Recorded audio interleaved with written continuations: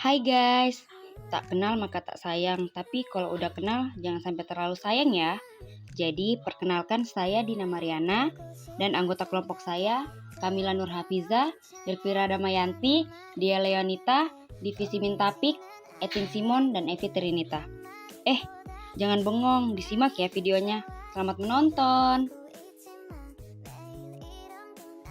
Mil, gastritis tuh apa sih? Sini, aku kasih tahu. Jadi, gastritis itu merupakan peradangan yang mengenai mukosa lambung.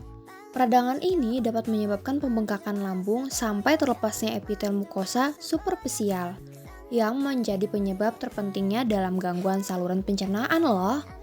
Terus, menurut Sukarmin 2011, pelepasan epitel dapat merangsang timbulnya inflamasi pada lambung. Terus ada patofisiologi dan etiologinya nih. Kita bahas patofisiologinya dulu ya. Yang pertama tuh ada obat-obatan, alkohol, garam empedu, serta zat iritan lainnya yang dapat merusak mukosa lambung. Nah, ini disebut dengan gastritis erosif. Selanjutnya ada etiologi gastritis.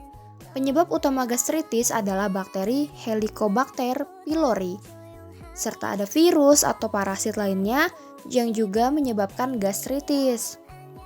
Selain itu, kontributor gastritis akut adalah dengan cara meminum alkohol secara berlebihan, infeksi dan kontaminasi makanan yang dimakan, dan juga penggunaan kokain. Kortikosteroid juga dapat menyebabkan gastritis, seperti NSAID, aspirin, dan ibuprofen. Ini menurut Dewitt, Stromberry, dan Dahlert pada tahun 2016. Nah, selanjutnya aku serahin ke Divi ya. Oke Mil, selanjutnya ada faktor resiko dan komplikasinya nih. Jadi, terdapat 8 faktor resiko pada gastritis. Yang pertama itu frekuensi makan, di mana jadwal makan sering tidak teratur seperti jarang sarapan, terlambat makan atau menunda waktu makan bahkan tidak makan, sehingga membuat perut mengalami kekosongan dalam jangka waktu yang lama. Jadwal makan yang tidak teratur tentunya akan menyerang lambung dan berisiko menyebabkan gastritis. Yang kedua, jenis makanan. Jenis makanan itu seperti makanan yang tinggi lemak, jenuh seperti santan, makanan pedas, makanan asam, makanan olahan atau makanan instan, makanan atau minuman yang bergas atau bersoda. Yang ketiga, porsi makan. Mengkonsumsi jumlah makanan yang kurang dari kebutuhan tubuh, diet serta menjaga berat badan tetap ideal agar penampilan tetap terjaga. Asam lambung yang meningkat akan mengiritasi dinding mukosa lambung sehingga timbul gastritis. Yang keempat, stres. Stres yang berkepanjangan mengakibatkan peningkatan produksi asam lambung. Produksi asam lambung akan meningkat pada keadaan stres seperti beban kerja yang berlebihan, cemas, takut, atau berburu-buru.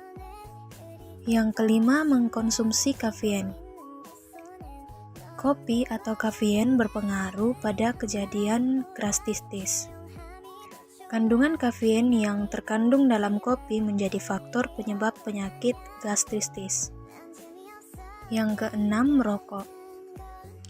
Kebiasaan merokok menambah sekresi asam lambung yang mengakibatkan perokok menderita lambung atau gastritis sampai tukak lambung. Rokok dapat mengakibatkan gangguan pada lambung. Yang ketujuh, jenis kelamin.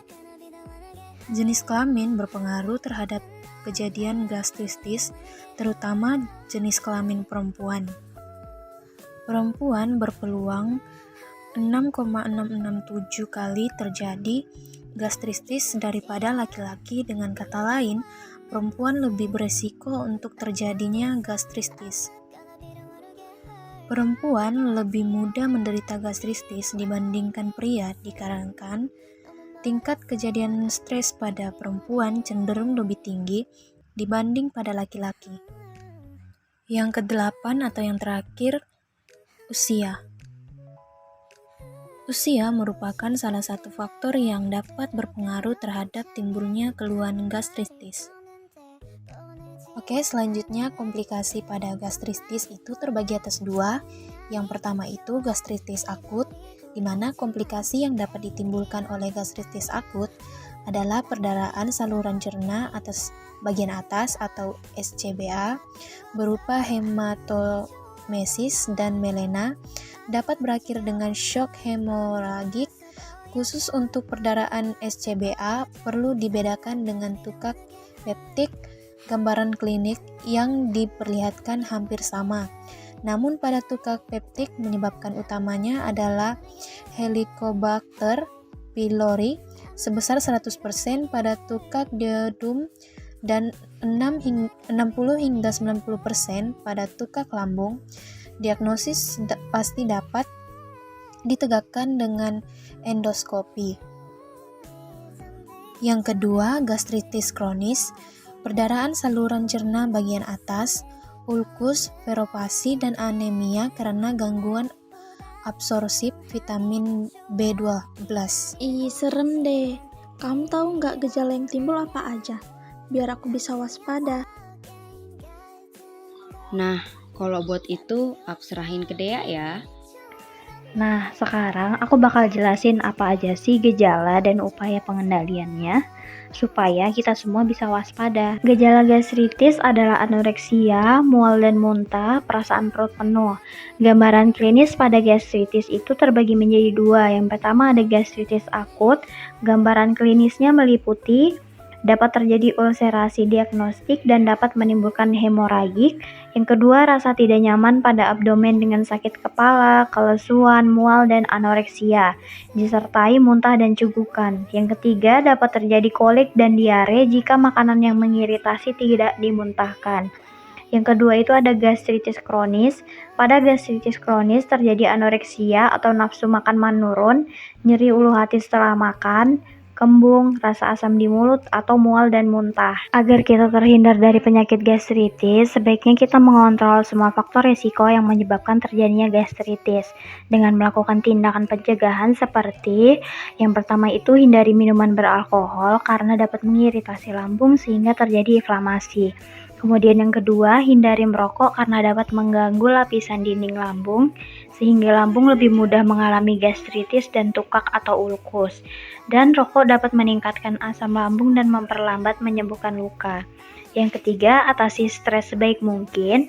Keempat, makan makanan yang kaya akan buah dan sayur, namun hindari sayur dan buah yang bersifat asam. Yang kelima, jangan berbaring setelah makan untuk menghindari reflux atau aliran balik asam lambung. Yang keenam, berolahraga secara teratur untuk membantu mempercepat aliran makanan melalui usus. Yang ketujuh, bila perut mudah mengalami kembung atau banyak gas, untuk sementara waktu kurangi konsumsi makanan tinggi serat seperti pisang, kacang-kacangan, dan kentang. Yang terakhir, makan dalam porsi yang sedang, tidak banyak tetapi sering, berupa makanan lunak dan rendah lemak.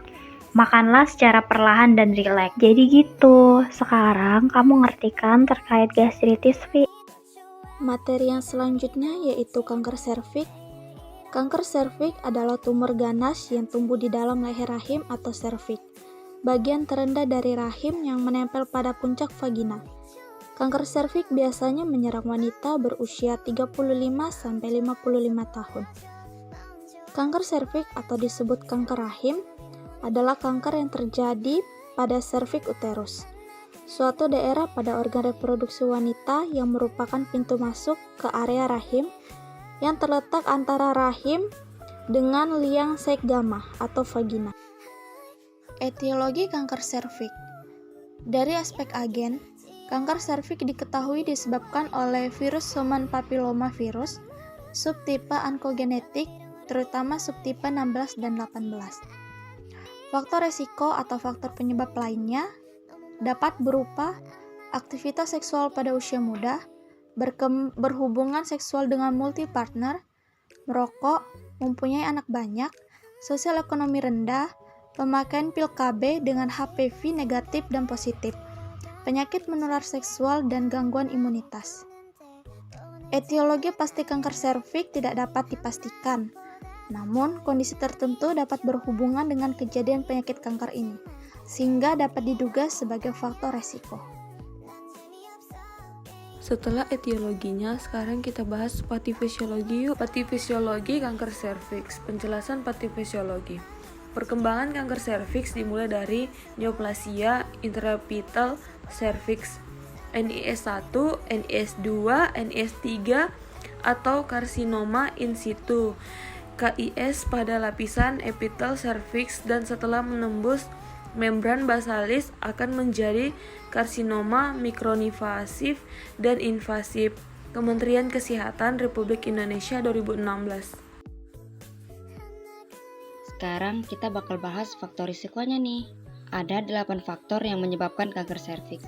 Yang pertama itu usia. Faktor alamiah pencetus kanker serviks adalah wanita usia di atas 40 tahun.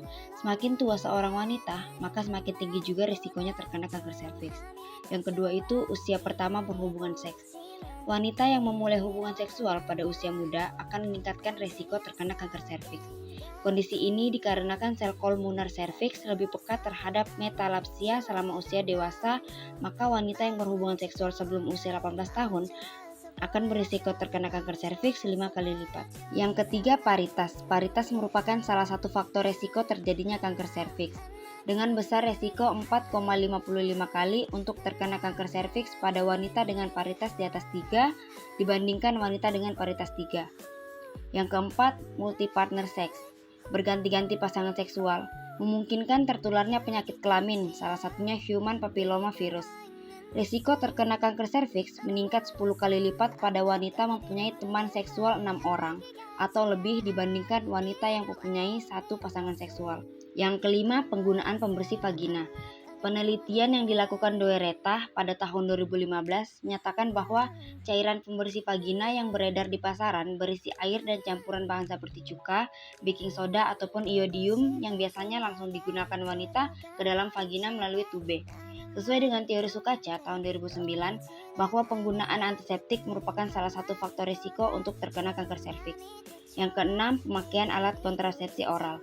Pemakaian kontrasepsi oral oleh wanita atau bisa dibilang pil KB selama 5 tahun atau lebih memiliki risiko lebih besar terkena kanker serviks dibandingkan wanita yang tidak pernah menggunakan kontrasepsi oral. 7. Ada riwayat HIV atau AIDS. Virus HIV pada penderita AIDS akan merusak fungsi kekebalan tubuh seseorang sehingga wanita yang menderita AIDS memiliki risiko tinggi terkena infeksi HPV yang berkembang menjadi kanker serviks. Dan yang terakhir, riwayat keluarga. Riwayat keluarga seperti ibu dan saudara perempuan juga menentukan tingginya potensi terkena kanker serviks. Next, kita bakal bahas apa aja sih komplikasi dan gejala penyakit ini. Jadi, gejala kanker serviks bisa meliputi pendarahan setelah hubungan intim, perubahan pada siklus menstruasi, nyeri panggul atau punggung bagian bawah, serta keputihan yang berubah warna atau berbau. Penting untuk berkonsultasi dengan profesional medis jika mengalami gejala tersebut atau memiliki risiko kanker serviks. Kemudian, komplikasi kanker serviks. Beberapa komplikasi yang bisa terjadi akibat kanker serviks adalah yang pertama limfedema, yaitu pembekakan tungkai akibat penyumbatan pembuluh getah bening oleh kanker. Kedua, penggumpalan darah akibat kanker yang menekan pembuluh darah di panggul. Ketiga, pendarahan akibat kanker yang menyebar ke vagina, usus, dan kandung kemih. Keempat, fistula, atau saluran yang terhubung secara tidak normal antara vagina dan kandung kemih atau vagina dan rektum. Kelima, nyeri hebat akibat kanker yang menyebar ke tulang, otot, dan ujung saraf. Keenam, kejang akibat kanker yang menyebar ke otak. Dan yang terakhir, penumpukan urin di ginjal atau hidronefrosis yang bisa memicu gagal ginjal. Nah, yang terakhir kita bakal bahas upaya pencegahannya ya. Upaya pencegahan. Yang pertama, pencegahan primer. Menunda onset aktivitas seksual. Menunda aktivitas seksual sampai usia 20 tahun dan berhubungan secara monogami akan mengurangi resiko kanker serviks secara signifikan. Penggunaan kontrasepsi barier. Dokter merekomendasikan kontrasepsi metode barier, kondom, diafragma, dan spermisida. yang berperan untuk proteksi terhadap agen virus. Penggunaan latex lebih dianjurkan daripada kondom yang dibuat dari kulit kambing. Penggunaan vaksinasi APV. Vaksinasi APV yang diberikan kepada pasien bisa mengurangi infeksi huma papiloma virus karena mempunyai kemampuan proteksi lebih dari 90%. Tujuan dari vaksinasi profilaktik dan vaksinasi pencegahan adalah untuk mencegah perkembangan infeksi APV dan rangkaian dari event yang mengarang ke kanker serviks. Yang kedua, pencegahan sekunder. Pencegahan sekunder dengan risiko sedang. Hasil tes PAP yang negatif sebanyak 3 kali berturut dengan selisih waktu antara pemeriksaan 1 tahun dan atas petunjuk dokter sangat dianjurkan. Untuk pasien atau partner hubungan seksual yang level aktivitasnya tidak diketahui, dianjurkan untuk melakukan tes PAP tiap tahun. Pencegahan sekunder dengan risiko tinggi. Pasien yang memulai hubungan seksual saat usia kurang dari 18 tahun dan wanita yang mempunyai banyak partner, multiple partner, seharusnya melakukan tes PAP tiap tahun, dimulai dari onset seksual intercourse aktif. Interval sekarang ini dapat diturunkan menjadi setiap 6 bulan untuk pasien dengan risiko khusus, seperti mereka yang mempunyai riwayat penyakit seksual berulang. Program pemeriksaan atau screening yang dianjurkan untuk kanker serviks, WHO, screening pada setiap wanita minimal 1 kali pada usia 35 hingga 40 tahun. Jika fasilitas tersedia, lakukan tiap 10 tahun pada wanita usia 35 hingga 55 tahun. Jika fasilitas tersedia lebih, lakukan tiap 5 tahun pada wanita usia 35 hingga 55 tahun. Ideal atau optimal, lakukan tiap 3 tahun pada wanita usia 25 hingga 60 tahun.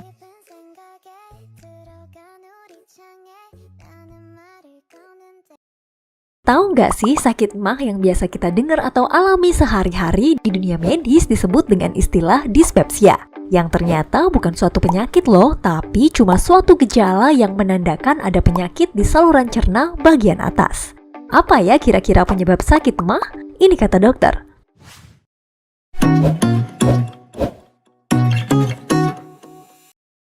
Emah atau dispepsia biasanya ditandai rasa nyeri atau terbakar di ulu hati, perut kembung, mual, hingga muntah. Normalnya, setiap makanan yang dikonsumsi masuk ke lambung dan akan dicerna dengan bantuan asam lambung dan enzim di lambung. Gangguan produksi asam lambung atau gangguan dari struktur di lambung bisa menimbulkan rasa sakit atau nyeri hingga perut kembung dan mual muntah.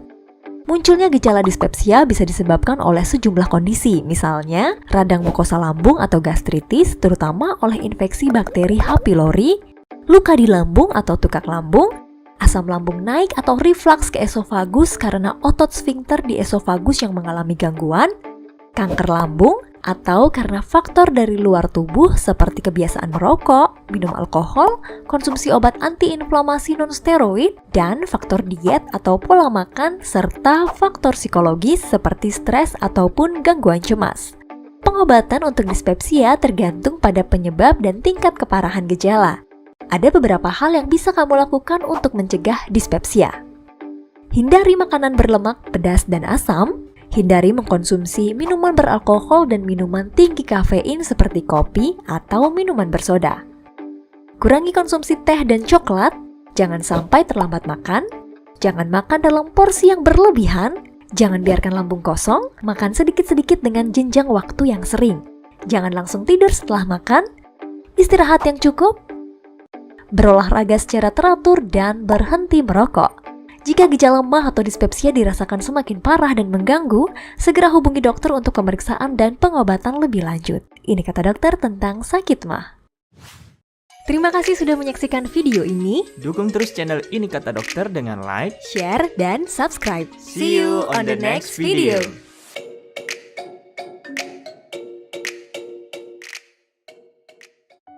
Kanker serviks merupakan jenis kanker nomor 2 terbanyak di Indonesia setelah kanker payudara, sebanyak 32.469 kasus dari 348.809 kasus kanker. Sebanyak 23 orang per 100.000 penduduk menderita kanker serviks, dan 14 orang per 100.000 penduduk meninggal dunia. Sebelumnya jangan lupa like, subscribe, dan tekan tombol lonceng. Kanker serviks merupakan kumpulan sel abnormal yang dapat berkembang secara cepat pada leher rahim. Apa gejalanya? Pendarahan tidak wajar pada vagina. Vagina mengeluarkan cairan tidak normal yang berbau menyengat. Siklus menstruasi tidak teratur. Nyeri saat berhubungan seks. Nyeri pada tulang panggul. Nyeri pada pinggang. Bengkak pada salah satu kaki. Nafsu makan hilang sehingga berat badan menjadi turun. Badan lemas dan mudah lelah. Penyebab HPV, Human Papilloma Virus, menjadi penyebab utama dari kanker terbanyak nomor 4 di dunia, yaitu penyaluran virus melalui perilaku seks yang menyimpang dengan tidak memakai alat kontrasepsi dan seringnya berganti pasangan. Selain itu, faktor-faktor yang dapat meningkatkan risiko adalah merokok, menyebabkan risiko 2 kali lebih besar dari wanita yang tidak merokok.